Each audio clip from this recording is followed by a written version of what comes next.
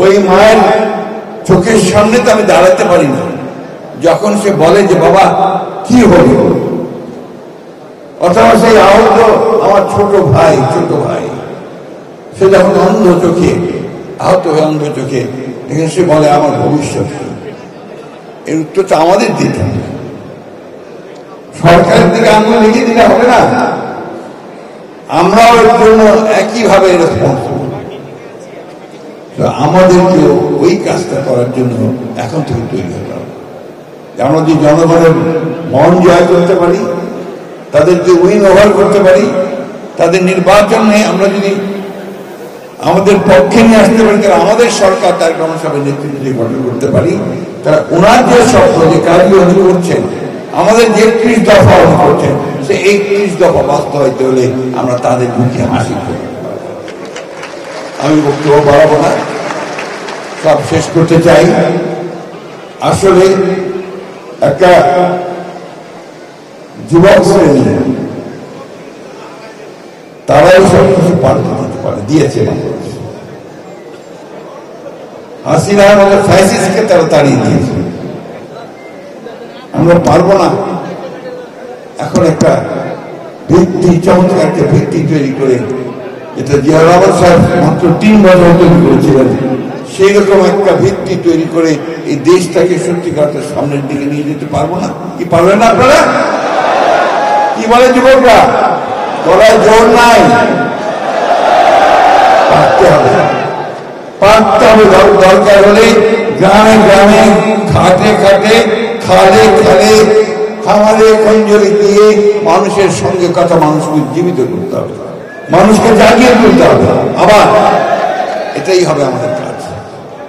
যে কথাটা আপনারা বলেছেন চমৎকার, সাকি বলেছে যে আপনার আধার দরকার, অর্থাৎ পার্টি দরকার, যে পার্টি রেভলিউশনে লিড করবে, অর্থাৎ আমার এই তারেক রহমানের সামনে যে বিপ্লব, সেই বিপ্লবকে সফল করবে, সেটাই হচ্ছে সবচেয়ে বড়।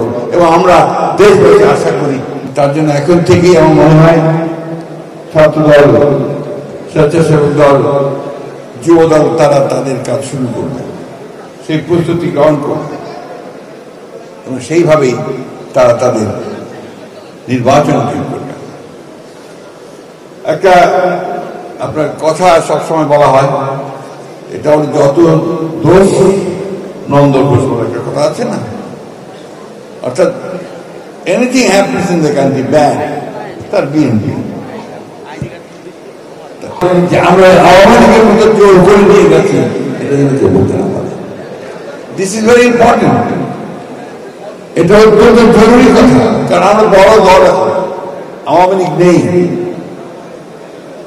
আমাদেরকেই সেই দায়িত্ব পালন করতে হবে, একটা সম্পূর্ণ নিরপেক্ষ সুষ্ঠু নির্বাচন যেন হয়, তার জন্য আমাদেরকে কাজ করতে হবে।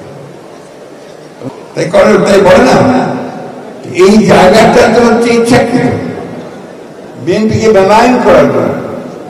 যেহেতু বিএনপি হচ্ছে সম্ভাব্য সামনের দিনের সারথি, যেহেতু বিএনপি সামনের দিনে রাষ্ট্র পরিচালনা করবে, সুতরাং তার বিরুদ্ধে এই সমস্ত মেলাইন করে তাকে যত খাটো করার চেষ্টা করা হয়। প্রিয় সহকর্মীবৃন্দ, আমরা একসাথে 15 বছর লড়াই করেছি, একসাথে আমরা জেলে থেকেছি, কারাগারে থেকেছি। আমাদের নেত্রী দেশের বেগম খালেদা জিয়া 6 বছর অন্তরীণ ছিলেন। আমাদের নেতা এখনো তিনি নির্বাসিত অবস্থা দিয়ে আছেন। আমাদের এমন একটা পরিবার নেই যে আমরা এফেক্টে করি।